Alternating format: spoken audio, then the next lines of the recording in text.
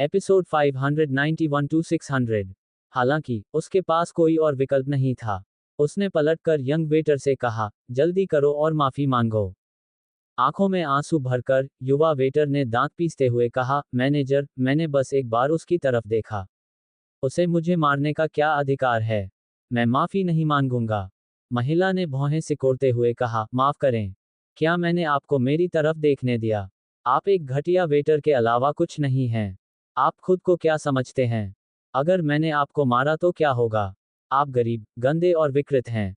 कोई आश्चर्य नहीं कि आप केवल एक अंधेरे कोने में छिपकर ही झांक सकते हैं।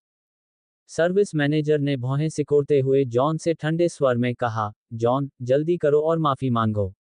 नहीं तो मुझे तुम्हें जाने देना पड़ेगा।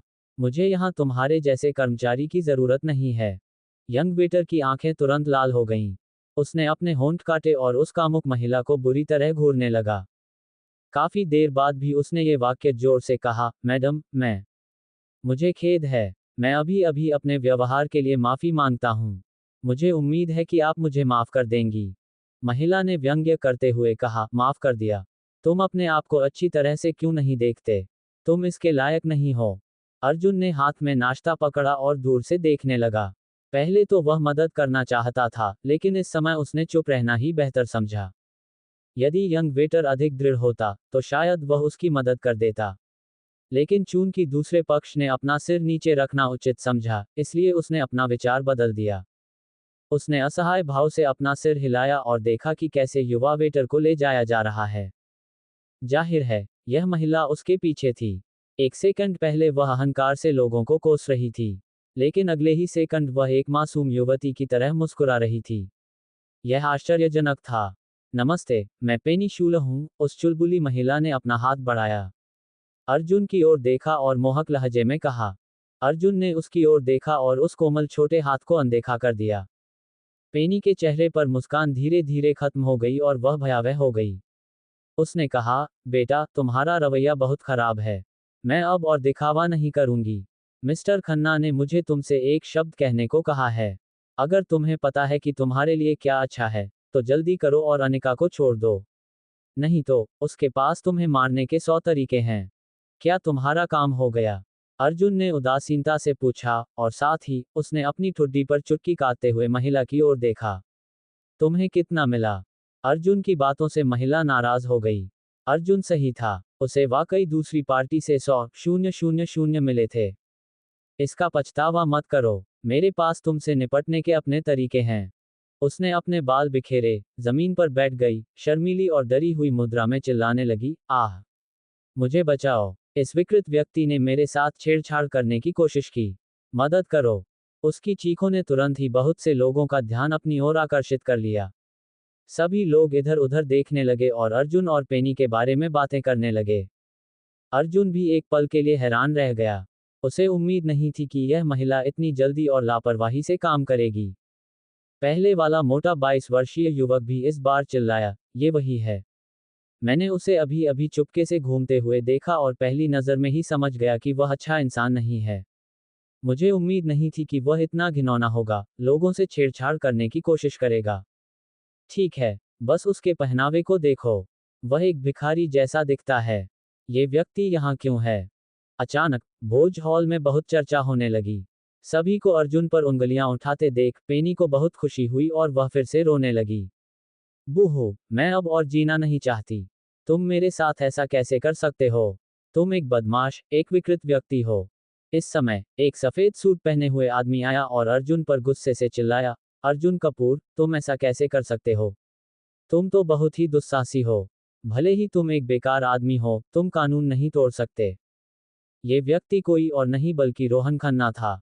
शुरू से ही, रोहन ने अर्जुन को उसी क्षण नोटिस कर लिया था जब वह दरवाजे से अंदर आया था। अर्जुन की आंखों में ठंडक की चमक चमक उठी। उसने अपनी आंखें सिकोड़ते हुए कहा, रोहन खन्ना, तुमने वाकई ऐसे ही धूर्त तरीके अपनाए हैं। क्या ये दिलचस्प है? अप्रत्याशित रूप से, रोहन को भी इस निजी भोज में आमंत्रित किया गया। रोहन चौंक गया और सहज ही आधा कदम पीछे हट गया, लेकिन जब उसने हॉल में इतने सारे लोगों को देखा, तो उसे फिर से आत्मविश्वास महसूस हुआ। उसने मन ही मन व्यंग किया और अर्जुन की ओर देखते हुए कहा, मेरे सामने बकवास करना बंद करो।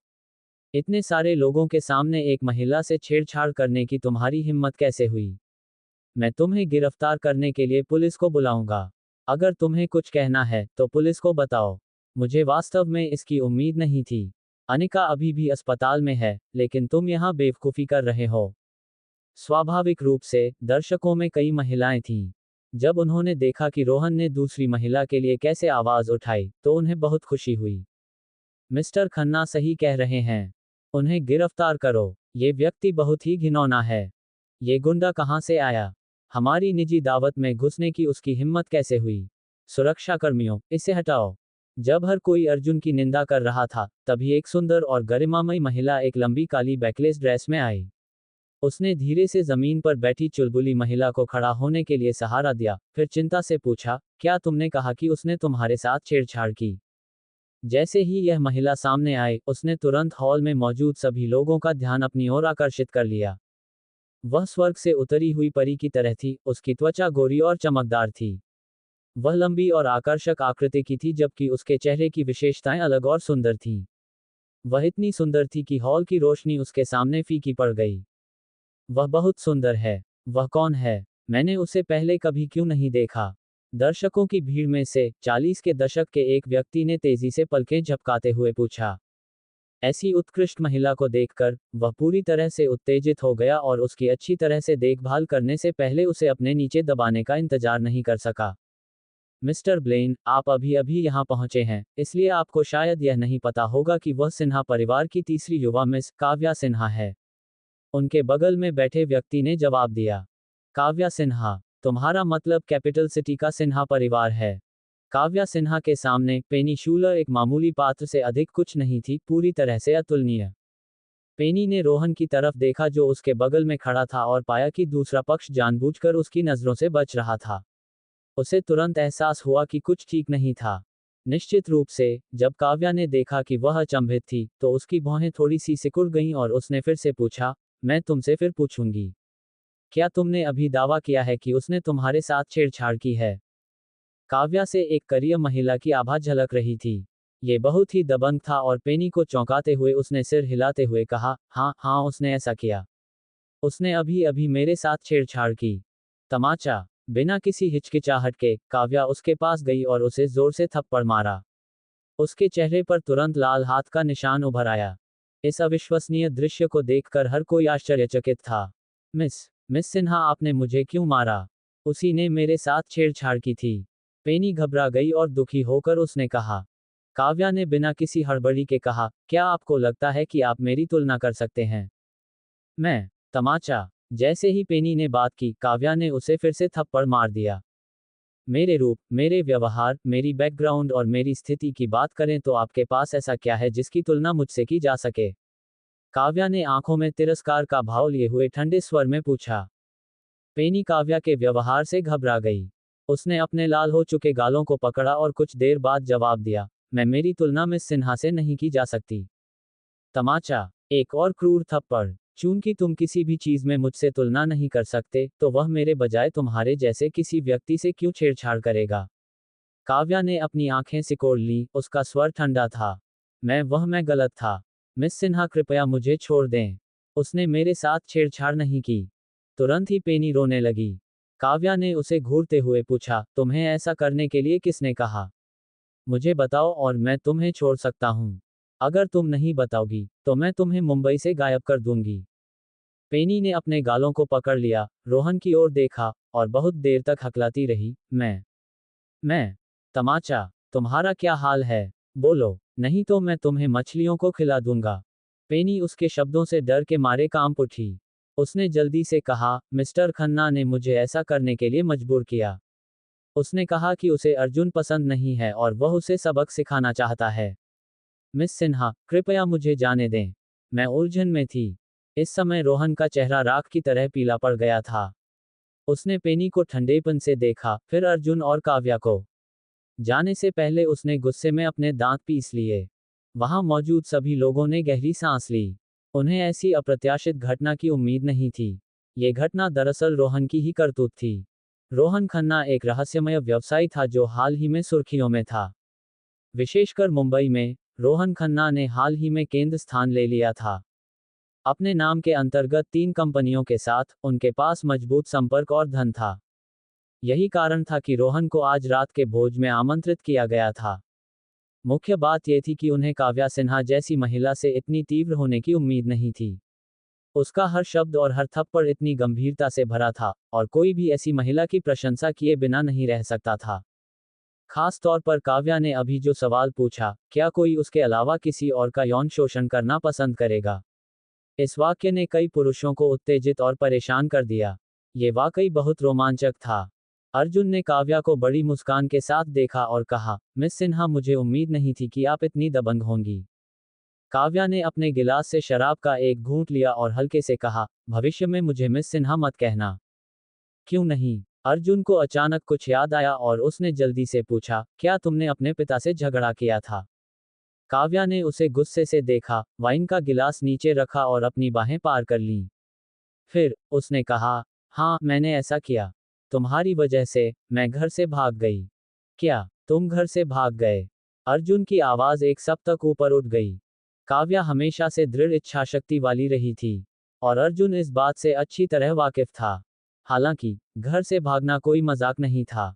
उसे घूरने के बाद उसने धीरे से पूछा, अर्जुन, क्या हम वैसे नहीं हो सकते जैसे हम हुआ करते थे? अर्जुन ने हल्के से मुस्कुराते हुए कहा, काव्या, भविष्य में ऐसी बातें मत कहना। मैं पहले से ही शादीशुदा हूं और मेरा एक बच्चा भी है। अपनी ठोड़ी को ऊपर उठाते हुए उसने क्रिस्टल झूमर को देखा और अचानक खुद पर हंसते हुए कहा, मैं समझती हूँ। धन्यवाद। उसके बाद काव्या मुस्कुराई, उठी और विला से बाहर चली गई। अर्जुन ने उसकी पराजित आकृति को देखकर भौहें सिकोड़ लीं। एक दिन बाद कैपिटल सिटी के सिन्हा ग्रुप, जिसे सिन्हा परिवार के नाम से भी जाना जाता है, उन्होंने बड़े ही हाई प्रोफाइल तरीके से घोषणा की कि वह बीकन फार्मास्यूटिकल में 1 बिलियन का निवेश करेगा। ये घटना एक शांत झील की सतह पर पत्थर फेंकने के समान थी, जिससे लहरें पैदा हो गईं। ये लहर तेजी से फैली और एक तूफानी समुद्र का निर्माण हुआ। कैपिटल सिटी के सिन्हा परिवार ने कई कंपनियों को औपचारिक रूप से बीकन में निवेश करने के लिए प्रेरित किया। अर्जुन को भी अचानक इस मामले की खबर मिली। वह काव्या से मिला और पूछा, क्या तुमने ऐसा किया? हमेशा की तरह सेक्सी और शालीन, काव्या के लाल होंठ कप के किनारे पर रखे हुए थे, और वह उसमें से कॉफी पी रही थी। एक आकर्षक मुस्कान के साथ उसने कहा, तुम सही हो। मैंने अपने पिता से निवेश करने के लिए कहा था। क्यों? क्या तुम भावुक हो? भौहें सिकोड़ते हुए उसने सख्ती से कहा, अलग हो जाओ। क्यों? मैं तो बस आपकी मदद करने की कोशिश कर रहा हूं। क्या मैं ये भी नहीं कर सकता? अपनी आंखें लाल करके उसने अर्जुन को घूरा जो जाने वाला था। उसने ऊंची आवाज में पूछा, मुझे इस मामले में किसी की मदद की जरूरत नहीं है। हालांकि अब मुझे कैपिटल सिटी के कपूर ग्रुप का समर्थन नहीं मिल रहा है, लेकिन मेरी अपनी योजनाएं हैं। सिन्हा परिवार इसमें शामिल नहीं हो सकता। इसके बाद अर्जुन सीधे वहां से चला गया। काव्या सिन्हा, वह मूर्ख औरत। एक बार जब सिन्हा परिवार इसमें शामिल हो गया तो अंततः अर्जुन उनकी रक्षा करने में सक्षम नहीं हो सका। रोते हुए काव्या कुछ देर तक कॉफी शॉप में बैठी रही।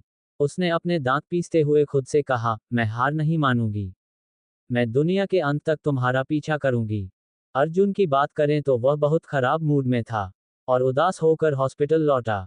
हालांकि अनिका प्रसव पूर्व उपचार से गुजर रही थी, फिर भी उसने कंपनी के कुछ काम संभाले। पिछले 2 दिनों में अधिकाधिक कंपनियां बीकॉन में निवेश करना चाहती थीं, जिससे वह बहुत व्यस्त हो गईं। अर्जुन ने उसे कई बार आराम करने के लिए कहा था, लेकिन अनिका ने उसकी बात नहीं सुनी। यहां तक कि मिंडी को भी काम निपटाने के लिए वार्ड में बुलाया गया था। जैसे ही वह दरवाजे के अंदर दाखिल हुआ, उसने देखा कि अनिका फोन पर बात कर रही थी। अर्जुन चुपचाप उसके पास गया और उसकी पिंडलियों को सहलाया। ठीक है, तो फिर।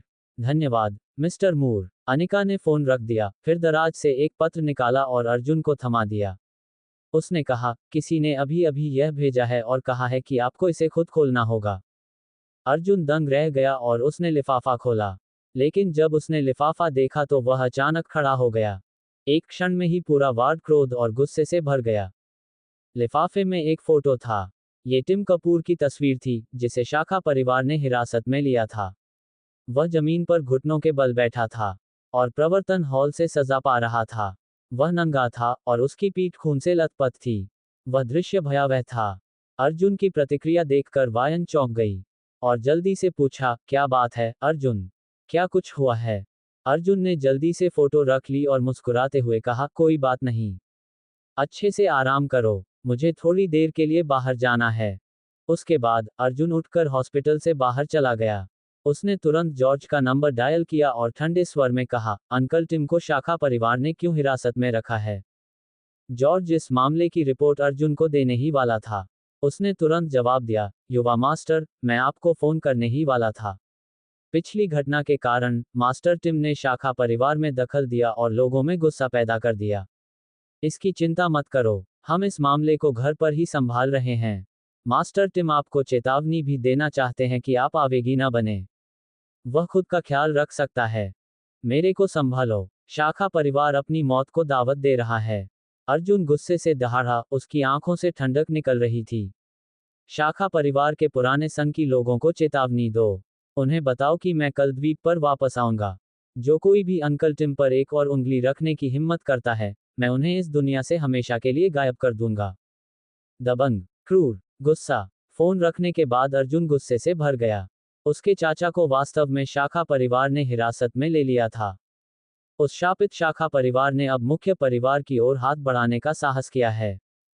अर्जुन ने अपना सिर उठाया और दृढ़ निश्चय के साथ आकाश की ओर देखा। चूंकि उन्होंने चेतावनियों को सुनने से इनकार कर दिया था, इसलिए वे उसे मुख्य और शाखा परिवारों के बीच पारिवारिक संबंधों पर विचार न करने के लिए दोषी नहीं ठहरा सकते थे। इसके तुरंत बाद अर्जुन ने रिक से संपर्क किया और उसे कुछ दिनों के लिए हॉस्पिटल में रहने के लिए कहा। चूंकि वह आर्केडिया द्वीप पर वापस जाने वाला था, इसलिए वह मुंबई में मामलों की देखभाल नहीं कर सकता था। फिर अर्जुन ने कबीर से संपर्क किया। कबीर अपने कुछ आदमियों को एक मेबैक कार में लेकर आया और जल्दी से आकर सम्मानपूर्वक पूछा, मिस्टर कपूर, आपको क्या आदेश हैं? अर्जुन ने कबीर की ओर देखा, उसे यकीन नहीं था कि यह योजना काम करेगी या नहीं। तुम्हारे पास कितने आदमी हैं? कबीर ने जवाब दिया, मुख्य शाखा में 200 से अधिक और उप शाखाओं में 300 से अधिक, यानी कुल मिलाकर लगभग 600। 600। अर्जुन चिंतित होकर बोला, ये पर्याप्त नहीं था। इसके अलावा कबीर के अधिकांश आदमी गैंगस्टर थे और उनमें युद्ध कौशल बहुत कम था। अर्जुन ने परिवार की शक्ति का उपयोग करने के बारे में सोच, लेकिन वह जानता था कि शाखा परिवार के पास भी अपनी सशस्त्र सेनाएं थीं। ये सुनिश्चित करने के लिए कि कुछ भी गलत न हो जाए, उसे बाहरी सहायता की आवश्यकता थी। क्या वह उन संसाधनों का उपयोग करने जा रहा था जो उसने वर्षों से तैयार किए थे? अर्जुन गहरी सोच में डूब गया। उसने आसमान में बादलों की तरफ देखा और उसके दिमाग में कई तरह के विकल्प कौंधने लगे। एक बार खुलासा हो जाने पर अर्जुन के पास कोई रहस्य नहीं बचेगा। उस समय तक अंधेरे में छिपी साजिश करने वाली आंखों के पास, जिनमें शाखा परिवार के बूढ़े लोग भी शामिल थे, जवाबी उपाय मौजूद होंगे। क्या यह इसके लायक था? जब अर्जुन अपने विकल्पों पर विचार कर रहा था, तभी एक कस्टमाइज्ड सफेद बेंटले कार हॉस्पिटल के प्रवेश द्वार पर आकर रुकी। गायत्री जी अभी भी बहुत खूबसूरत और कुलीन थी। उसने काले रंग की बैकलेस इवनिंग ड्रेस और सनहेट पहन रखी थी। उसने LV customised crystal high heels की जोड़ी भी पहन रखी थी।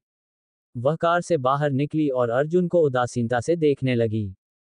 अर्जुन ने थोड़ा सा भौहें सिकोड़ी, ये देखकर कि गायत्री जी उसकी ओर ऐसे चल रही थी जैसे वह रनवे पर चल रही हो। उसने हल्के से कहा, गायत्री जी, वालिस के पास मुझसे मिलने का समय है। गायत्री जी ने हल्के से मुस्कुराकर अपना चश्मा उतार दिया और बगल में बैठे कबीर की तरफ देखा।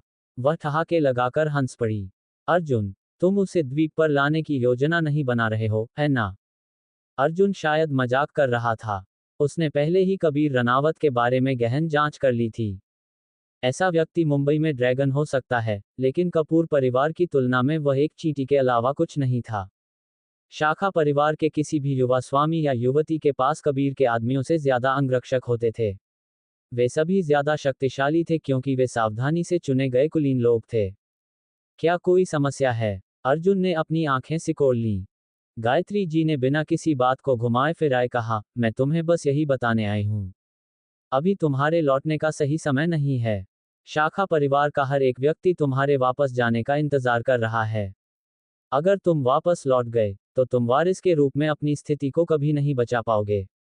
तुम्हारे अंकल टिम का भी यही मतलब था। मैं वापस जाकर इस मामले को संभालूंगी। तुम बस मुंबई में आज्ञाकारी बने रहो। गायत्री जी अर्जुन को रोक सकता था, या यहाँ तक कि अर्जुन को द्वीप पर वापस जाने के लिए मजबूर कर सकता था, और फिर उसे कैद कर सकता था, ताकि वह जनरल को पकड़कर उसकी सेनाओं पर नियंत्रण कर सके। हालांकि, ऐसी बात शाखा परिवार द्वारा शुरू नहीं की जा सकी। अर्जुन ने भौहें सिकोड़ी। उसे समझ नहीं आया कि गायत्री जी का क्या मतलब था और वह नाक भान सिकोड़ने लगा। गियाडा, तुम अब मेरी मदद क्यों करने की कोशिश कर रही हो? क्या तुम्हारे और शाखा परिवार के बीच कोई रहस्य नहीं है? गायत्री जी ने गंभीरता से मुस्कुराते हुए कहा, बेशक, ऐसा है, लेकिन मैं नहीं चाहती कि शाखा परिवार की शक्ति मुख्य परिवार से अधिक हो। अर्जुन उसकी बातें सुनकर गहरी सोच में पड़ गया। उसे बिल्कुल भी अंदाजा नहीं था कि गायत्री जी क्या योजना बना रही थी। उसे सिर्फ इतना पता था कि यह महिला हमेशा से एक रहस्य रही है। उसके पास अन्य क्या बैकअप योजनाएं थीं? क्या मैं तुम पर भरोसा कर सकता हूँ? अर्जुन ने भौहें सिकोड़कर पूछा। हंसते हुए, गायत्री जी मुड़ी और कार में बैठने से पहले अपने अंतिम शब्द छोड़ते हुए चली गई। शाखा परिवार को आपके और मेरे बीच के मामले में हस्तक्षेप करने की अनुमति नहीं दी जा सकती। मुख्य परिवार के पीछे साजिश करने की तो बात ही छोड़िए। यह मेरी भी सीमा है। इस मामले में हम एक ही पक्ष में हैं। उसके बाद गायत्री जी बेंटले पर सवार होकर चली गई। अर्जुन ने कार के दूर जाते समय उसकी पिछली लाइटों को देखा और मन ही मन अन्य योजनाएं बना रहा था। उसी समय बेंटले की यात्री सीट पर बैठी विविन ने पीछे मुड़कर असमंजस में पूछा, मैडम, आप अर्जुन की मदद क्यों कर रही हैं? गायत्री जी ने कार की खिड़की से बाहर के नज़ारे को एक दिलचस्प भाव से देखा और कहा, शाखा परिवार की महत्वाकांक्षा मेरी सोच से कहीं ज्यादा है। यह एक भूखा भेड़िया है जो पहले ही नियंत्रण खो चुका है।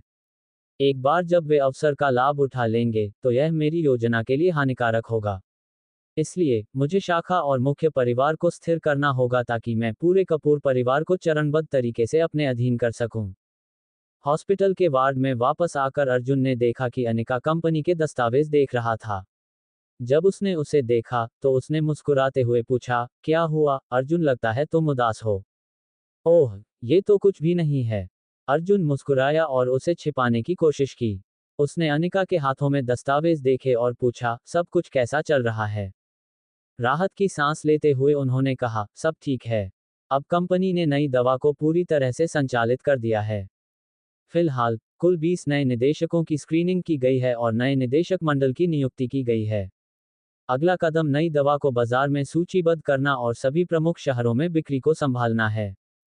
अनिका आखिरकार कुछ देर के लिए आराम कर सकती थी। इन दिनों, उसने बीकन के लिए वाकई कड़ी मेहनत की थी। अब, बीकन अंततः स्थिर हो गया था। अर्जुन ने इसे हासिल करने के लिए बहुत कुछ किया।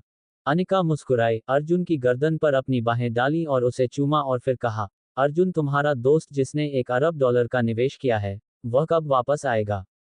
मैं उसे खाना खिलाना चाहती हूँ। आखिरकार, उसने हमारी बहुत मदद की है। अर्जुन का वह मित्र वास्तव में कौन था? अनिका वास्तव में जानना चाहता था। ओह, मुझे उससे पूछना होगा।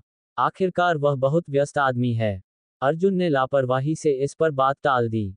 रोहन खन्ना की ओर ध्यान आकर्षित करते हुए, वह इस समय कहीं एक अंधेरे बार के बूथ में शराब पी रहा था। उस रात भोज के दौरान उन्हें अत्यधिक अपमान सहना पड़ा था। उसने अपनी मुठ्ठियां तनी। पेनी शूलर, जो उसके बगल में घुटनों के बल बैठी थी, को बुरी तरह पीटा गया था, और उसके कपड़े अस्त व्यस्त कर दिए गए थे। वह रो पड़ी और बोली, मिस्टर खन्ना, मुझे सच में बहुत दुख है। रोहन ने उसे घूरकर देखा और उसे बुरी तरह थप्पड़ मारने लगा। चले जाओ, तुम कुतिया, तुमने मुझे धोखा देने की हिम्मत कैसे की? उस थप्पड़ से पेनी के 2 दांत टूट गए। उसने जल्दी से सिर झुकाया और कहा, मुझ पर दया करने के लिए शुक्रिया। इसके बाद वह उठी और लंगड़ाती हुई चली गई। रोहन ने उसकी तरफ देखा तक नहीं। उसने उदास होकर विस्की की एक बोतल खत्म की, फिर चुपचाप फोन किया। एक दिन तक हॉस्पिटल में व्यान की देखभाल करने के बाद अर्जुन मिला के साथ विला में लौटने वाला था। उसने समय देखा तो पता चला कि रात के करीब 9 बज रहे थे। पहले इस सड़क पर काफी लोग थे। आज ये सड़क इतनी सुनसान क्यों थी? अचानक, 4 काली वैनें अंधेरे से निकलकर आईं और अर्जुन को घेर लिया। वे स्पष्टतः परेशानी पैदा करने के लिए यहाँ आए थे। 20 से अधिक हटे कट्टे आदमी, जो पूरी तरह से क्रूर थे, वैन से नीचे उतरे। वे उन ताकतवर लोगों की तरह दिख रहे थे जिन्हें आमतौर पर जिम में पाया जा सकता है, और उन सभी के हाथों में हथियार थे। कार के दरवाजे जोर से बंद करने के बाद उन्होंने जल्दी से अर्जुन को घेर लिया जब तक कि उसके लिए भागने का कोई रास्ता नहीं बचा। पहली नज़र में ही पता चल जाता था कि ये लोग सड़कों पर घूम रहे थे। कई लोगों के शरीर पर निशान थे जो जाहिर तौर पर चाकुओं से कटे हुए थे। ये काफी डरावना था। इसके अलावा जब से वे दिखाई दिए उन्होंने कई ऐसे हाव भाव बना रखे थे जिससे पता चलता था कि वे हत्या करने के लिए तैयार थे। नेता लगभग 1.9 मीटर लंबा एक बड़ा आदमी था। उसके हाथ पर बाघ का टैटू था, उसकी भौहों पर एक तेज निशान था और उसका शरीर मांसपेशियों से भरा हुआ था। उसने अर्जुन को घूरते हुए कहा, बच्चा, क्या तुम अर्जुन क्लार्क हो? अर्जुन ने भौहें सिकोड़ी। उसकी नज़र लोगों के इस समूह पर घूम रही थी और उसने ठंडे स्वर में पूछा, आप लोग कौन हैं? वह लंबा आदमी नाक भान सिकोड़कर बोला, हम कौन हैं? ये कहना वाकई मुश्किल है, लेकिन मैं तुम्हें बता सकता हूं कि तुम्हें नदी में फेंक दिया जाएगा और तुम मछलियों का भोजन बन जाओगे। बेटा, भविष्य में बाहर जाते समय सावधान रहना। किसी ऐसे व्यक्ति को मत भड़काना जिसे तुम्हें भड़काना नहीं चाहिए, नहीं तो तुम्हें पता भी नहीं चलेगा कि तुम कैसे मरे। अर्जुन के मुंह के कोने फड़क उठे जब उसने कहा, रोहन खन्ना ने तुम्हें भेजा है।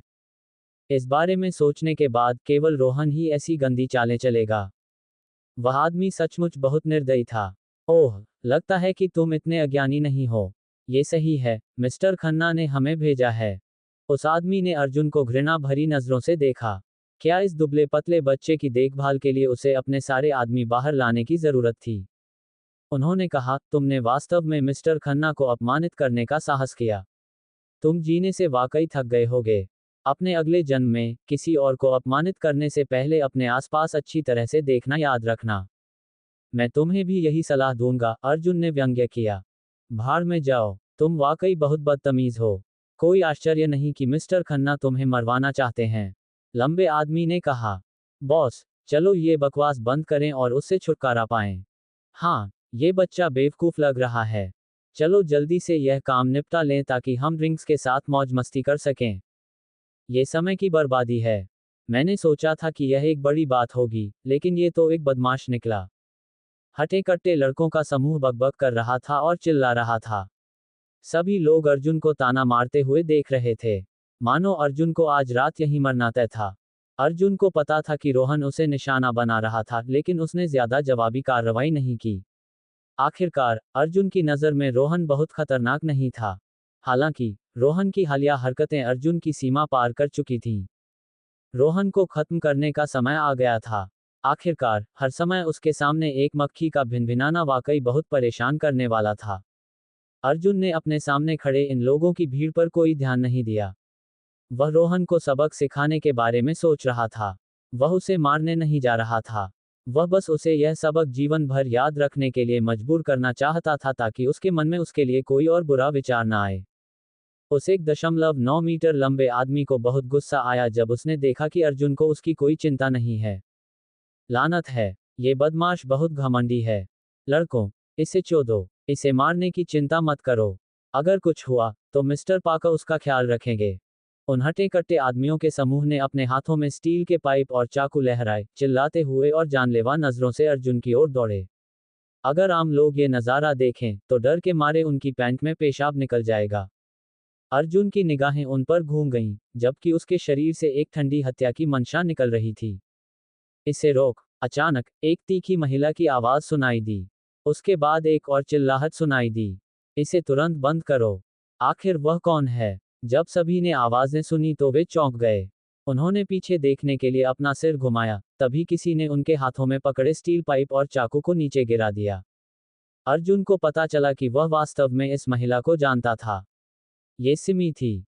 क्या देख रहे हो? बैठ जाओ, तुरंत बैठ जाओ। सीमा सख्त थी। उसने उन बदमाशों को घूरा जो उसके साथ बदतमीजी कर रहे थे और उसकी आंखों के कोने फड़क रहे थे। उसने महसूस किया कि उनमें से ज्यादातर उसे घूर रहे थे और अपने हाथों से इशारे कर रहे थे। अपमान, उकसावे, मुझे तुम्हें गिरफ्तार करने का अधिकार है। सीमा की आंखों में गुस्से की झलक दिखी। वह अपनी लंबी टांगों से दौड़ी और उस हटे कट्टे आदमी की जांघों पर लात मारी। अरे, यह महिला इतनी सुंदर होते हुए भी इतनी निर्दयी थी। यह बेटे की लात ने कई लोगों को सचमुच डरा दिया। वह मोटा आदमी जमीन पर गिर पड़ा और अपनी जांघों को पकड़ते हुए दर्द से चिल्लाने लगा।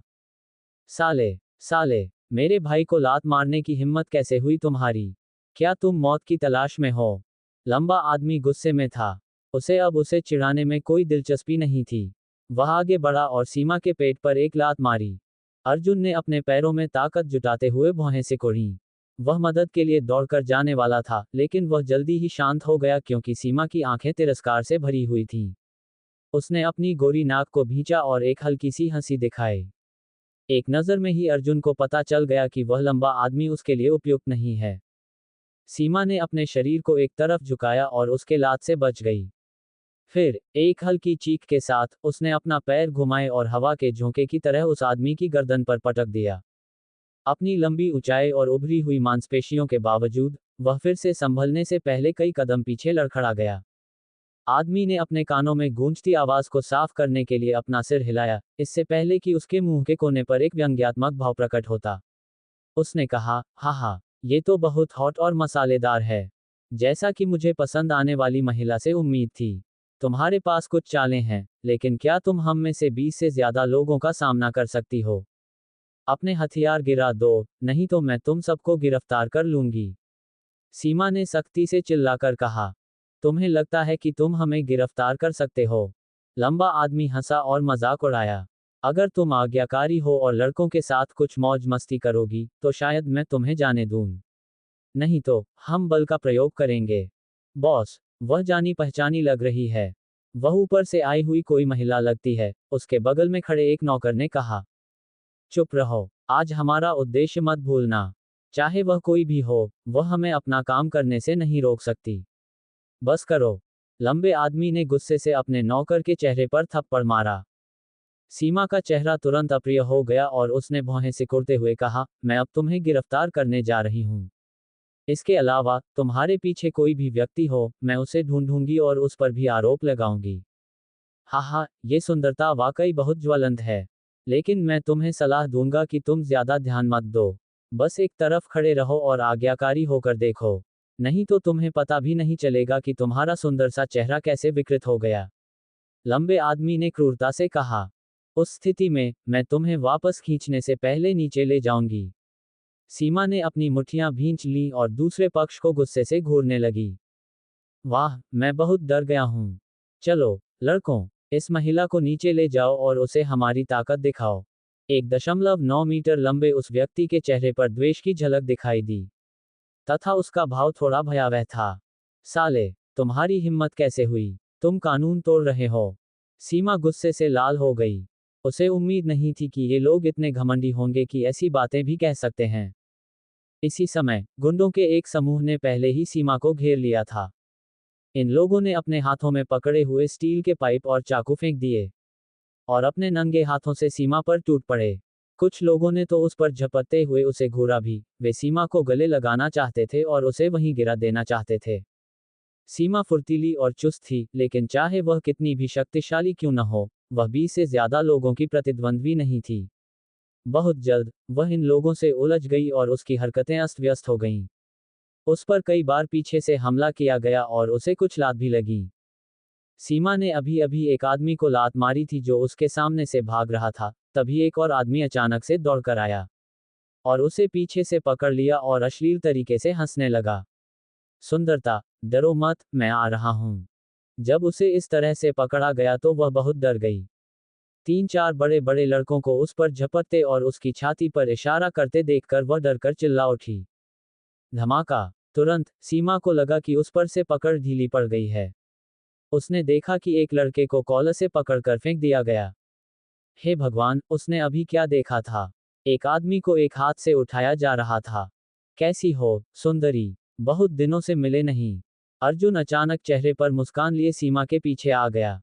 ऐसा कहते हुए उसने उस हृष्ट-पुष्ट आदमी को लात मारी जो उसके सामने कूद पड़ा, फिर उसने सीमा की कमर पर अपनी बाहें डाल दी। उसने उसे अपनी बाहों में ले लिया और दूसरे हृष्ट-पुष्ट आदमी को लात मारी, जो उन पर झपट पड़ा। क्या तुम ठीक हो? क्या तुम्हें भागने के लिए मेरी मदद चाहिए? अर्जुन ने अपनी बाहों में सीमा को देखा जो पहले से ही अचंभित होकर मूर्ख बनी हुई थी। सीमा उस समय थोड़ी घबराई हुई थी। वह चौंक गई थी। उसे उम्मीद नहीं थी कि यह अर्जुन होगा। उसके कौशल भी बहुत प्रभावशाली थे। अचानक उसे उसकी बाहों में गिरने की इच्छा क्यों हुई? सीमा ने तुरंत अपना सिर हिलाया और कहा, यह आप क्यों हैं? अर्जुन ने हंसते हुए कहा, यह मैं हूं। लानत है, तुमने मेरे सामने इतना प्यार मोहब्बत करने की हिम्मत की। लड़कों, अपने हथियार उठाओ और उस बदमाश के हाथ पैर तोड़ दो। उसे मारने से मत डरो, मैं सब संभाल लूंगा। ये देखकर कि अर्जुन वास्तव में महिला को गले लगा रहा था, 1.9 मीटर लंबे उस आदमी को अचानक लगा कि वह धोखा खा गया है। वह गुस्से से भड़क उठा, एक चाकू उठाया और उनकी ओर दौड़ा। बिना पीछे देखे, अर्जुन ने अपनी बाहों में सीमा से कहा, बाकी सब मुझ पर छोड़ दो। ऐसा कहकर उसने सीमा को एक तरफ धकेल दिया, फिर मुड़कर एक मुक्का मारा। मुक्का सीधे उस लंबे आदमी के चेहरे पर लगा। सीमा बहुत चिंतित थी। उसे बहुत चिंता थी कि अर्जुन दूसरे पक्ष का विरोधी बनने के लायक नहीं है। वह जल्दी से कार में गई और अपने सहकर्मियों को कॉल करने के लिए अपना मोबाइल फोन लिया। हालांकि, जब उसने फोन रखा और अर्जुन की मदद करने के लिए मुड़ी, तो उसे ये देखकर आश्चर्य हुआ कि 20 से अधिक बड़े आदमी जमीन पर पड़े थे और रो रहे थे। इस समय, वह व्यक्ति जो कमजोर और दुबला पतला लग रहा था, 1.9 मीटर लंबे आदमी के बगल में बैठा हुआ था और अपना चेहरा आगे पीछे थपथपा रहा था। क्या तुम्हें खुद पर बहुत गर्व नहीं था? तुम अब इतने चुप क्यों हो? क्या तुम मेरे हाथ पैर नहीं तोड़ोगे? तुम अब क्यों रुक रहे हो? अर्जुन ने चेहरे पर हल्की सी व्यंग्यात्मक मुस्कान के साथ उसे बार बार थप्पड़ मारे। लंबे आदमी का चेहरा पहले से ही खून से लथपथ था। उसने अपने मुंह से टूटे हुए दांत बाहर थूके और दया की भीख मांगी, मुझे मारना बंद करो। मैं गलत हूं, मुझे माफ करो। कृपया मुझे मारना बंद करो। इस समय उसे ऐसा महसूस हुआ कि उसका सिर चकरा रहा है। उसके मुंह के लगभग सभी दांत टूट चुके थे। अर्जुन ने ठंडी सांस ली, उठकर उस बड़े आदमी की छाती पर जोर से पैर पटक दिया। हड्डियों के टूटने की आवाज गूंज उठी। कुछ दर्दनाक चीखों के बाद वह बड़ा आदमी बेहोश हो गया। सीमा ने भौहें सिकोड़ी और दौड़कर अर्जुन को पकड़ लिया, जो अभी भी हिंसक था। बस बहुत हो गया, अगर तुम जारी रखोगे तो मुसीबत हो जाएगी। अर्जुन ने अपना सिर घुमाकर उसकी ओर देखा, उसकी आंखों में अचानक एक तीखी नजर चमक उठी। सीमा इतनी डरी हुई थी कि उसे लगा कि वह उसके साथ कुछ बुरा करने वाला है। इसके बाद, वह अर्जुन की अगली हरकतों से सचमुच हैरान रह गई। अर्जुन ने तेजी से उसे धक्का दिया, और एक हिंसक बाघ की तरह, एक कार की हेडलाइट को लात मारते हुए तेजी से बाहर निकल गया। बैंग! सीमा ने सांस ली और देखा कि कार का हुड अर्जुन ने लात मारकर खोल दिया था। रोहन खन्ना, यहां से चले जाओ। अर्जुन ने कार का दरवाजा खोला और वह जोर से चिल्लाया। इससे पहले, अर्जुन ने दूर से एक कार को देखा जिसकी हेडलाइट्स चमक रही थीं, और जो इस अफरा तफरी का फायदा उठाकर भागना चाहती थी। उसने स्वाभाविक रूप से रोहन को एक नज़र में ड्राइवर की सीट पर बैठे देखा। अप्रत्याशित रूप से, ये व्यक्ति पूरे समय कार में बैठा रहा। रोहन की अभिव्यक्ति इस समय बेहद अप्रिय थी। उसे जीत का भरोसा था, इसलिए वह अपने साथ किराए के लोगों को लेकर आया था। वह आखिरी क्षण में अर्जुन का मजाक उड़ाना चाहता था और अपनी खोई हुई गरिमा वापस पाना चाहता था। हालांकि, उन्होंने यह उम्मीद नहीं की थी कि अर्जुन इतना ताकतवर होगा कि अकेले ही 20 से अधिक लोगों का सामना करेगा। क्या वह अब भी मनुष्य था? अर्जुन की लात से रोहन इतना डर गया कि उसे पसीने छूटने लगे। उसने जल्दी से कार का दरवाजा बंद कर दिया और अंदर छिप गया और बाहर आने से मना कर दिया। क्या वह हमेशा से ही इतना कुशल था? रोहन खन्ना, अब बाहर निकलो। अर्जुन ने हुड पर कदम रखा और रोहन की ओर इशारा किया, जो विंडशील्ड के पीछे पीला पड़ गया था। रोहन अब बाहर जाने की हिम्मत कैसे करेगा? इस समय, अर्जुन उसकी नजरों में एक राक्षस की तरह था। वह भागने का रास्ता सोचता रहा और जल्दी से कुछ कॉल करने के लिए उसने अपना मोबाइल फोन निकाला। तुरंत यहां से निकल जाओ। अर्जुन क्रोधित हो गया। रोहन ने अपनी आंखें सिकोड़ लीं और कार के सामने गुस्से में खड़े अर्जुन को घूरने लगा। उसने अचानक फैसला किया, एक्सीलेटर पर पैर रखा और उसे कुचलने की कोशिश की। भाड़ में जाओ, रोहन दहाड़ा, लेकिन कार ने कोई प्रतिक्रिया नहीं की। चेहरे पर हैरानी के भाव के साथ उसने एक बार फिर जोर से एक्सीलेटर दबाया, लेकिन कार बिल्कुल भी आगे नहीं बढ़ी। अर्जुन कपूर, मुझे मजबूर मत करो। जब तक तुम अनिका को छोड़ दोगे, मैं सब कुछ भूल जाऊंगा। रोहन सचमुच बहुत डरा हुआ था। उसने अपनी घबराहट और डर को नियंत्रित करने की पूरी कोशिश की। तुम्हें मुझे चुनौती देने की हिम्मत किसने दी? अर्जुन ने हंसते हुए कहा, सब कुछ भूल जाओ। क्या तुम्हें लगता है कि मैं भूल सकता हूं कि तुमने आज रात क्या किया? अर्जुन को लगा कि रोहन के दिमाग में कोई खराबी है जिसके कारण वह ऐसा मजाक कर रहा है। अर्जुन, ऐसा मत सोचो कि मैं तुमसे डरता हूं। भले ही तुम इतने अच्छे हो कि तुम 20 लोगों का सामना कर सकते हो, क्या तुम 100 का सामना कर सकते हो? मैं मानता हूं कि मैं इस पूरे समय तुम्हारे लिए परेशानी खड़ी करता रहा हूं। लेकिन ऐसा इसलिए है क्योंकि तुम बेकार हो। तुम जैसा कोई व्यक्ति ज्ञान के लायक कैसे हो सकता है? इसके अलावा, मैं तुम्हें चेतावनी देने से नहीं डरता कि तुम मेरे पीछे के लोगों को भड़काने का जोखिम नहीं उठा सकते। मत भूलो, तुम अब क्लार्क ग्रुप के युवा मालिक नहीं हो। ये दिवालिया हो गया है। तुम अभी भी एक बेकार कचरे के टुकड़े के अलावा कुछ नहीं हो। रोहन ने अर्जुन को घूर कर देखा और वह दहाड़ने लगा। जब उसने अर्जुन की गंभीर मुद्रा देखी, तो रोहन को लगा कि अर्जुन डर गया है। उसके मुंह के कोने पर व्यंग्य और भी अधिक अहंकारपूर्ण हो गया। हालांकि, अर्जुन ने रोहन को सीधे जवाब दिया। वह कूद गया, कार की छत पर खड़ा हो गया, और विंडशील्ड पर पैर रख दिया। एक जोरदार कर्कश ध्वनि। विंडशील्ड टूटकर मकड़ी के जाले की तरह टूट गया। रोहन, जो अंदर था, इतना डर गया कि वह चिल्लाने लगा। रोहन ने कार में अपने सिर को अपनी बाहों में भर लिया, लेकिन एक शक्तिशाली हाथ ने सीधे उसके बाल पकड़ लिए और उसे जबरदस्ती कार से बाहर खींच लिया। मुझे छोड़ दो, मैंने अपने आदमियों को बुला लिया है। वे किसी भी क्षण यहाँ आ जाएंगे। अगर तुमने मुझे छूने की हिम्मत की तो वे तुम्हें नहीं छोड़ेंगे। रोहन ने बहुत संघर्ष किया। उसके सिर में बहुत दर्द हो रहा था और उसे लग रहा था कि वह जल्द ही गंजा हो जाएगा। आज तुम्हें कोई नहीं बचा सकता। मैं तुम्हें एक अच्छा सबक सिखाने जा रहा हूँ। कहीं ऐसा न हो कि तुम सोचो कि मैं भड़क सकता हूँ। अर्जुन चिल्लाया। रोहन ने कई बार उसके लिए मुसीबत खड़ी की थी। इस बार, उसने अर्जुन को पूरी तरह से नाराज कर दिया। अर्जुन ने रोहन के बाल पकड़ लिए, उसे कार से बाहर खींच लिया और उसे जोर से बोनट पर पटक दिया। उसने रोहन की सीने पर जोर से पैर रखा, जिससे वह स्थिर हो गया। मुझे छोड़ दो, अर्जुन, मैं तुम्हें चेतावनी दे रहा हूं, लापरवाह मत बनो। नहीं तो तुम्हारा बुरा अंजाम होगा। रोहन ने अर्जुन का टखना पकड़ लिया और अशुभ स्वर में चिल्लाया। वह अर्जुन के तरीकों से वाकिफ था। कायरों की तरह भीख मांगने से बेहतर है कि सख्ती से पेश आया जाए। हालांकि, रोहन गलत था। क्या मैं बुरी तरह से खत्म हो जाऊंगा? रोहन, क्या तुम मूर्ख हो? अब जब तुम मेरे पैरों के नीचे हो, तब भी तुम ऐसे अहंकारी शब्द बोलने की हिम्मत करते हो। क्या तुम भूल गए हो कि तुम्हारे बूढ़े आदमी को किसने भेजा था? अगर मैं एक बार खन्ना परिवार को दिवालिया बना सकता हूं, तो मैं दूसरी बार भी ऐसा कर सकता हूं।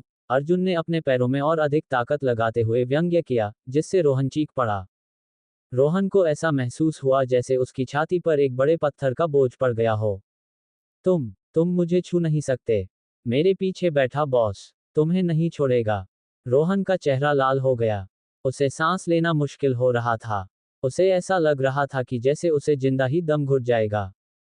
अर्जुन ने अपना पैर उठाया, रोहन का कॉलर पकड़ा और उसके चेहरे पर कई बार थप्पड़ मारे। रोहन का सुंदर चेहरा तुरंत सुअर के सिर की तरह सूज गया। बंद करो, तुम उसे मार डालोगे। इस समय सीमा वहां आए और उसने अर्जुन का हाथ पकड़ लिया, उसके चेहरे पर हैरानी के भाव थे। अर्जुन ने अपनी आंखें सिकोड़ लीं और खून से सने रोहन को देखा, उसकी आंखों में ठंडी रोशनी चमक रही थी। वह वास्तव में रोहन को मारना चाहता था, खासकर अभी जब उसके दिल में उसे मारने का अचानक आवेग आया था। हालांकि, सीमा ने अर्जुन को समय रहते रोक दिया। अर्जुन रुक गया और रोहन के कॉलर पर से अपनी पकड़ ढीली कर दी। रोहन कराहते हुए जमीन पर गिर पड़ा। अर्जुन ने फिलहाल उसे नहीं छुआ क्योंकि वह जानना चाहता था कि रोहन के पीछे कौन है। रोहन को घूरते हुए, उसने अपनी जेब से अपना मोबाइल फोन निकाला, वीडियो रिकॉर्डिंग फंक्शन चालू किया, और कहा, रोहन, यह मत कहो कि मैंने तुम्हें मौका नहीं दिया। चलो, मेरे सामने झुको और मैं तुम्हें जाने दूंगा। अर्जुन को पता था कि रोहन जैसे व्यक्ति को अपनी प्रतिष्ठा का बहुत ख्याल रहता है। सपने देखो, मैं मर भी जाऊं तो भी तुम्हारे आगे नहीं झुकूंगा। तुम बस इंतजार करो, मैं तुम्हें किसी दिन मार डालूंगा। रोहन का चेहरा उदास था, उसकी आंखें जहरीले सांपों जैसी थीं। सच में, अर्जुन ने अपना पैर उठाया और रोहन के चेहरे पर क्रूरता से कदम रखा। रोहन को केवल यह महसूस हुआ कि अर्जुन की ताकत मजबूत और मजबूत होती जा रही थी, और उसका सिर कुचलने वाला था। तुम ये कर रहे हो या नहीं? अर्जुन चिल्लाया। अर्जुन की तीव्रता से सीमा डर गई और जल्दी से चिल्लाए, अर्जुन, इसे बंद करो। उसने यह उम्मीद नहीं की थी कि अर्जुन इतना क्रोधित हो जाएगा, ऐसा लग रहा था जैसे वह दूसरे पक्ष को मार डालेगा। रोहन ने भी इस समय सीमा को देखा और उस पर पागलों की तरह चिल्लाया, मुझे बचाओ। उसे जल्दी से गिरफ्तार करो। मुझे बचाओ। सीमा का चेहरा संघर्ष से भरा हुआ था जब उसने अर्जुन को देखा, फिर दुखी रोहन को। अंत में उसने अपने पेशे का सम्मान करना चुना। उसने अर्जुन की बांह पकड़ी और सख्ती से आदेश दिया, अर्जुन, मैं तुम्हें रुकने का आदेश दे रही हूं। क्या तुमने मेरी बात सुनी? इसे तुरंत बंद करो। हालांकि अर्जुन ने उसकी तरफ बिल्कुल भी नहीं देखा। वह अभी भी झुकी हुई पलकों से रोहन को घूर रहा था और जिद कर रहा था। खन्ना, मैं आखिरी बार पूछूंगा, क्या तुम झुकोगे या नहीं? अगर नहीं, तो मैं तुम्हारी खोपड़ी कुचल दूंगा। रोहन को साफ तौर पर महसूस हुआ कि अर्जुन उसके पैरों पर दबाव बढ़ा रहा था। और अचानक उसे लगा जैसे उसके सिर को 2 ट्रकों ने दबा रखा है। उसे पता था कि अर्जुन वैसा ही करेगा जैसा उसने धमकी दी थी और वह दर्द से कराह उठा। मैं करूंगा, रुको इसे। आखिरकार उसने अपनी बात मान ली। ओह, वह तो वाकई इसका इंतजार कर रहा था। अर्जुन ने अपना पैर उठाया और रोहन लड़खड़ाते हुए जमीन से उठा, उसका सिर घूम रहा था। उसने अर्जुन की ओर देखा, जो उदासीन दिख रहा था, और अंत में घुटनों के बल बैठ गया। उसने अर्जुन को 3 बार प्रणाम किया। इस समय रोहन अर्जुन को टुकड़े टुकड़े करने के लिए बेताब था। 20 साल से ज्यादा जीने के बाद यह उसे मिली सबसे अपमानजनक सीख थी। नहीं, ये दूसरी बार था। उसके बाद रोहन पलटा और वहां से जाना चाहता था। अर्जुन ने वीडियो को संतुष्ट होकर रख लिया, लेकिन ठंडे स्वर में कहा, 1 मिनट रुको। क्या मैंने कहा था कि तुम जा सकते हो? रोहन चौंक गया। उसके पैर कांपने लगे और वह दया की भीख मांगने के लिए मुड़ा। क्या तुमने नहीं कहा था कि मैं प्रणाम के बाद जा सकता हूं? मैंने ये कब कहा? अर्जुन बेशर्मी से मुस्कुराया। रोहन की आंखों में वह शैतान की मुस्कान थी। इससे वह कांप उठा। तुम क्या चाहते हो? रोहन ने अपना थूक निगल लिया। यदि अभी उसके हृदय में प्रतिरोध की भावना थी, तो इस समय जब उसने अर्जुन की ठंडी आंखों में मनोरंजन की भावना देखी, तो वह घबरा गया। रोहन यह नहीं समझ पाया कि अर्जुन क्या सोच रहा था, लेकिन उसकी अंतरात्मा ने उसे बताया कि दूसरा पक्ष कुछ योजना बना रहा था। अर्जुन ने अपना फोन दूर रखा, उठकर रोहन की ओर बढ़ा, जिससे रोहन डरकर कई कदम पीछे हट गया। तुम क्या करने की कोशिश कर रहे हो? अर्जुन हंसा, उसके कंधे को थपथपाया और कहा, याद रखना, यह आखिरी मौका है जो मैं तुम्हें दे रहा हूं। अगर तुमने फिर से मुझे अपने नुकीले दांत दिखाने की हिम्मत की, तो मुझे तुम्हारे लिए उन्हें उखाड़ने में कोई आपत्ति नहीं है। जहां तक तुम्हारे पीछे के लोगों की बात है, मैं उन्हें भी ढूंढ लूंगा और एक एक करके उनसे छुटकारा पा लूंगा। बोलते समय अर्जुन ने अपनी आंखों में एक भयंकर जानलेवा इरादा दिखाया, और इसने रोहन की अंतिम रक्षा पंक्ति को तुरंत नष्ट कर दिया। यह एक भयानक दृश्य था, जिससे लोग ठंडे, शक्तिहीन हो गए और भागने को मजबूर हो गए। हाँ, रोहन तुरंत भागने के लिए इंतजार नहीं कर सकता था। ये भयावह था। उस समय रोहन को साफ महसूस हुआ कि उसके पूरे शरीर पर दबाव बढ़ रहा है, जिससे उसकी सांस फूल रही है। ऐसा लग रहा था कि अगर उसने प्रतिरोध का जरा सा भी संकेत दिया, तो वह यहीं मर जाएगा। रोहन चला गया। अर्जुन ने कंधे उचकाए और सीमा की तरफ मुस्कुराया। अगर मौका मिला तो हम फिर मिलेंगे। हालांकि जैसे ही वह जाने के लिए मुड़ा, एक पतली और सीधी जांघ उसके सिर पर आकर लगी। क्या शानदार पैर हैं! रुको, तुम्हें जाने किसने दिया? अर्जुन ने चकमा नहीं दिया, बल्कि थोड़ा सा अपनी तरफ मुड़ा और सीमा के टखने को धीरे से पकड़ लिया। थोड़ा सा भौहें सिकोड़ते हुए उसने कहा, सीमा, हर किसी का गुस्सैल स्वभाव होता है। मुझे मजबूर मत करो। सीमा का टखना अर्जुन ने पकड़ लिया था और वह बिल्कुल भी हिल नहीं पा रही थी। वह संघर्ष करती हुई चिल्लाई, मुझे छोड़ दो। सीमा का चेहरा ठंडा पड़ गया था। वह बेहद शर्मिंदा थी। इस बेशर्म आदमी ने उसके टखने को छोड़ने का कोई संकेत नहीं दिखाया। अर्जुन मंद मंद मुस्कुराया। सीमा सचमुच बहुत सुंदर थी, खास तौर पर यह पैर जो 1.2 मीटर लंबा था। ये सीधा, पतला और बहुत लचीला था। यवी, अगर और कुछ नहीं होगा तो मैं जाऊंगा। अर्जुन मुस्कुराया, उसका पैर छोड़ा और जल्दी से भाग गया। इस महिला के दिमाग में कुछ गड़बड़ थी। वह बहुत ही अनम्य थी। अर्जुन काफी देर तक भागता रहा, फिर उसने राहत की सांस ली। जैसे ही वह वापस टैक्सी लेने वाला था, उसे व्यान का फोन आया।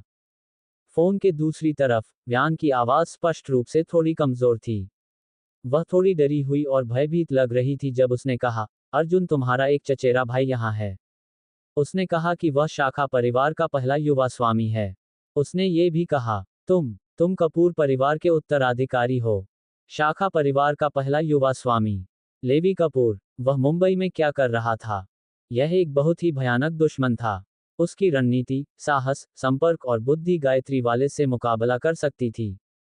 सबसे महत्वपूर्ण बात यह थी कि वह विनम्र थे और बहुत से लोगों का पक्ष ले सकते थे। इसके अलावा, वह शाखा परिवार का वारिस था, एकमात्र। यहाँ तक कि उनके पिता ने भी एक बार टिप्पणी की थी कि वह पिछले 100 वर्षों में शाखा परिवार द्वारा पैदा किए गए सबसे प्रतिभाशाली व्यक्ति थे। यदि ऐसा इसलिए नहीं था कि उसका जन्म शाखा परिवार में हुआ था, तो उसे मुख्य परिवार का उत्तराधिकारी भी नियुक्त किया जा सकता था। अर्जुन घबरा गया और जल्दी से बोला, अनिका, मैं तुरंत वापस आऊंगा। लेवी कपूर, आखिर वह क्या करने की योजना बना रहा था? वह अनिका की तलाश में क्यों गया?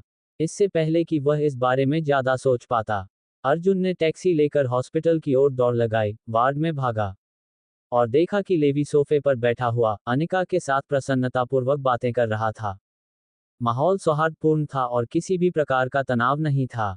अर्जुन, अनिका ने अर्जुन की ओर हाथ हिलाया, उसके चेहरे पर एक मधुर मुस्कान थी।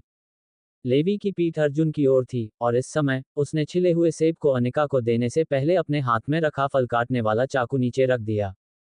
फिर वह उठा, मुंह पर एक सौम्य मुस्कान के साथ अर्जुन की ओर देखने के लिए मुड़ा और अपना हाथ आगे बढ़ाया। उसने धीरे से कहा, अर्जुन, बहुत समय हो गया है। वह बिल्कुल एक शिष्ट सज्जन की तरह दिखते थे।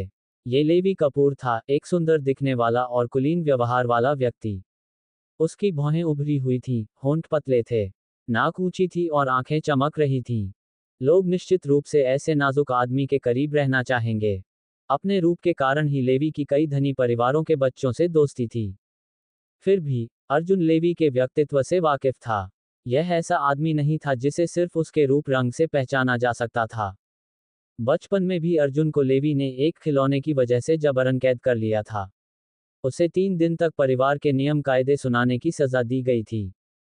उस दिन से अर्जुन को पता चल गया कि यह आदमी बहुत महत्वाकांक्षी है। उसका लक्ष्य शाखा परिवार नहीं था, बल्कि पूरा कपूर परिवार था। उस समय जब लेवी ने अर्जुन को अर्काडिया द्वीप से भेजा था, तब उसने जो कहा था, उसके अनुसार वह संपूर्ण कपूर परिवार चाहता था और शाखा परिवार एक पिंजरे की तरह था जिसमें लेवी को कैद कर रखा गया था। लेवी केवल शाखा परिवार का उत्तराधिकारी बनने के योग्य क्यों था, जबकि अर्जुन मुख्य परिवार का उत्तराधिकारी बन सकता था जो पूरे कपूर परिवार का नेतृत्व करेगा। तुम यहाँ क्या कर रहे हो? अर्जुन ने ठंडे स्वर में पूछा, उसका स्वर अप्रिय था। लेवी का हाथ हवा में फैला हुआ था। उसने बिना किसी शर्मिंदगी के अपना हाथ वापस खींच लिया और मुस्कुराया। मैं यहाँ अनिका से मिलने आया हूँ। क्या मैं कुछ मदद कर सकता हूँ? बस मुंबई छोड़ दो। अर्जुन अभी भी शांतचित्त था। इस समय अनिका ने बीच में टोका। वह समझ नहीं पा रही थी कि लेवी के प्रति उसके पति का रवैया इतना बुरा क्यों है। अर्जुन, तुम क्या कर रहे हो? ठीक से बोलो। अर्जुन ने भौहें सिकोड़कर बिना कुछ बोले अनिका की ओर देखा। लेवी को कोई परेशानी नहीं हुई। उसने मुस्कुराते हुए कहा, कोई बात नहीं। अर्जुन और मैं बातचीत करने के लिए बाहर चलेंगे। उसके बाद लेवी मुस्कुराते हुए सबसे पहले वार्ड से बाहर चला गया। अर्जुन अभी उसके पीछे जाने ही वाला था कि अनिका ने उसे याद दिलाया। अर्जुन, उससे ठीक से बात करो। वह तुम्हारा चचेरा भाई है। उस पर गुस्सा मत करो। अर्जुन ने मुस्कुराते हुए कहा, ठीक है। ऐसा कहते हुए वह वार्ड से बाहर निकल आया और अपनी पतलून की जेबों में हाथ डाले लेवी को देखा। वह विश्राम क्षेत्र में खड़ा था और खिड़की से बाहर देख रहा था। उनके बीच 2 या 3 मीटर की दूरी होने के कारण लेवी ने बात करने की पहल की।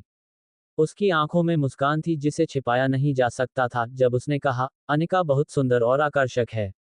आप उसे घर कब लाएंगे? आपको मेरे मामलों के बारे में चिंता करने की जरूरत नहीं है। अर्जुन ने आंखों में ठंडक के साथ जवाब दिया। लेवी ने हंसते हुए कहा, अर्जुन, मेरे साथ इतनी दुश्मनी से पेश मत आओ। आखिरकार हम भाई हैं। शांति से रहना और कपूर परिवार के भविष्य को एक साथ आगे बढ़ाना ही मुख्य परिवार और शाखा परिवार की उम्मीद है। शांति से जिएं। अर्जुन ने हंसते हुए कहा, उसकी आंखें तिरस्कार से भरी हुई थीं। उसने कहा, लेवी कपूर, मैं 6 साल की उम्र से ही जानता था कि तुम किस तरह के व्यक्ति हो। सिर्फ एक खिलौने की वजह से जो मेरे पिता ने मेरे लिए खरीदा था, तुमने अपने गंदे तरीके अपनाए और कानून प्रवर्तन कक्ष के कई बड़ों को मुझे अनुचित आरोप में दंडित करने के लिए मजबूर किया। क्या तुम सच में सोचते हो कि उसके बाद भी हम शांति से रह सकते हैं? चाहे उसका रूप कितना भी दिखावटी क्यों न हो, लेवी अपने गंदे इरादे कभी नहीं छिपा सकता था। ये सुनकर लेवी ने अपनी भौहें ऊपर उठाई क्योंकि उसका चेहरा आखिरकार बदल गया था। उसकी आंखों में अब कोमलता नहीं थी बल्कि उसकी जगह ठंडी मंशा थी। उसने मुस्कुराते हुए कहा, अर्जुन, तुम हमेशा मेरे प्रति शत्रुतापूर्ण रहते हो, लेकिन मैं वास्तव में तुम्हारे साथ शांति से रहना चाहता हूँ। वह अपना झूठा दिखावा जारी रखता रहा। अर्जुन ने कहा, क्या कुछ और है? अगर नहीं, तो मैं तुम्हें वापस जाने का सुझाव दूंगा। रिवरडेल तुम्हारे लिए जगह नहीं है। अर्जुन के शब्दों ने उनके असंतोष को व्यक्त किया। लेवी को तुरंत समझ आ गया। उसने हंसते हुए कहा, मैं अभी भी अपनी छोटी भतीजी से मिलने की योजना बना रहा हूँ। ये सुनकर अर्जुन ने भौहें सिकोड़ लीं, और उसके शरीर में दबी ठंडक आखिरकार फूट पड़ी। वह आगे बढ़ा, लेवी का कॉलर पकड़ा, और ठंडे स्वर में चेतावनी दी, लेवी कपूर, मैं तुम्हें चेतावनी दे रहा हूँ, कोई गंदी चाल मत चलना। अब तुम्हारे पास सिर्फ शाखा परिवार है।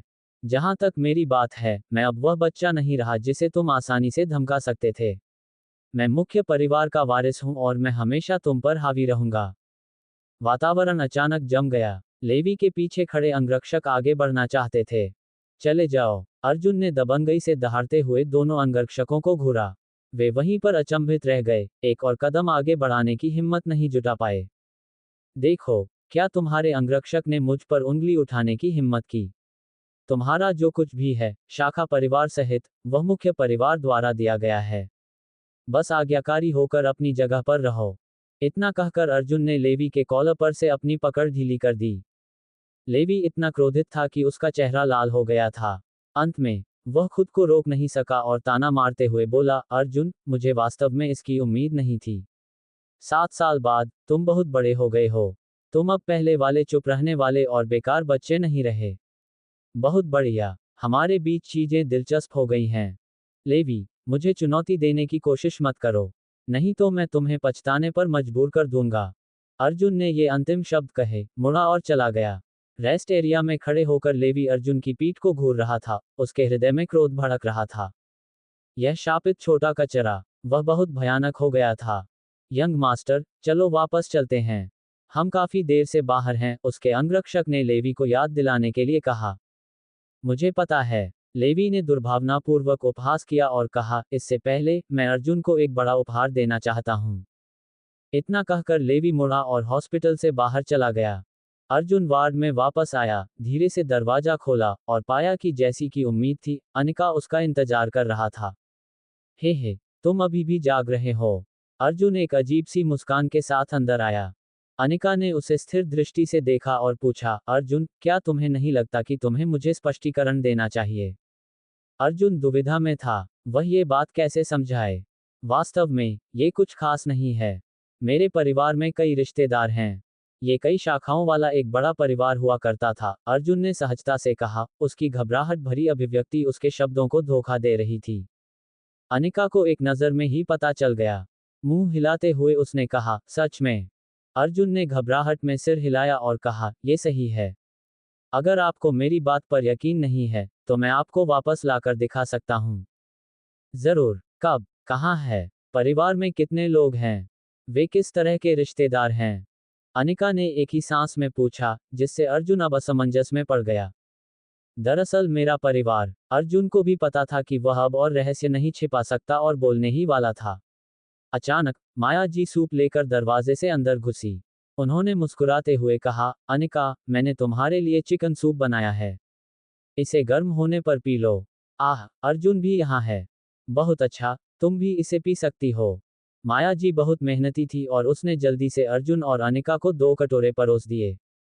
चलो, मैंने इसे खुद बनाया है। ये पूरे दिन चूल्हे पर पड़ा रहा है। माया जी अर्जुन को देखकर प्रसन्नतापूर्वक हंसने लगी और उसे ऐसे देखने लगी जैसे वह उसका अपना पुत्र हो। अर्जुन आश्चर्यचकित हुआ। अर्जुन और अनिका के सूप खत्म करने के बाद, माया जी उनके पास बैठी और मुस्कुराते हुए पूछा, अनिका, मैंने सुना है कि मिलेनियम एंजल इन्वेस्टमेंट ग्रुप आपकी कंपनी में निवेश करने में दिलचस्पी रखता है। वे कितना निवेश करने जा रहे हैं और हम इससे कितना कमा सकते हैं? निश्चित रूप से, तेंदुआ कभी भी अपने धब्बे नहीं बदलता। माया येट्स को अब भी पैसे से प्यार था। हालांकि हाल ही में उसने खुद पर काफी नियंत्रण कर लिया था, फिर भी उसके मन में इसके बारे में कुछ विचार थे। परिवार में सभी लोगों ने पिछली घटना को भूलने का निर्णय लिया था। आखिरकार, माया जी अनिका की मां थी। अनिका ने धीरे से कहा, मुझे अभी तक नहीं पता। हम अभी भी सहयोग के विवरण पर चर्चा कर रहे हैं। इसे अंतिम रूप देने में कुछ और दिन लगेंगे। माया जी इस खबर से निराश थी। उसने अनिका को खींचा और फिर पूछा, तो क्या तुम इस कंपनी के जनरल मैनेजर को जानती हो? मैंने दूसरों से सुना है कि वह बहुत अमीर आदमी है और बहुत युवा भी है। वास्तव में वह एक बहुत अमीर आदमी है और उसकी व्यक्तिगत संपत्ति भी सैकड़ों अरबों रुपए की है। यदि वह अनिका के साथ मिल गया तो माया जी भविष्य में सारी महिमा और धन का आनंद लेगी। उस स्थिति में उसे यहाँ के कठोर व्यवहार को सहन नहीं करना पड़ता या उस बेकार कूड़े अर्जुन के मूड पर निर्भर नहीं रहना पड़ता। माँ, आप क्या करने की कोशिश कर रही हैं? अनिका को अंततः समझ में आ गया कि क्या हो रहा था। ओह, मुझे सिर्फ तुम्हारी चिंता है। क्या तुम्हें लगता है कि मैं तुम्हें नुकसान पहुंचाऊंगा? बताओ, वह जनरल मैनेजर कौन है? माया जी बहुत चिंतित थी, उनका चेहरा आशा से भरा हुआ था। अर्जुन उसके बगल में बैठा था और उसके होठों पर हल्की सी मुस्कान थी। अगर माया जी को पता चल गया कि वह वही सुपर अमीर आदमी है जिस पर वह फिदा होना चाहती थी, तो वह कैसी प्रतिक्रिया देगी? इसलिए अर्जुन ने अपनी नाक को छुआ और कहा, माँ, अनिका दरअसल मिलेनियम के महाप्रबंधक हैं।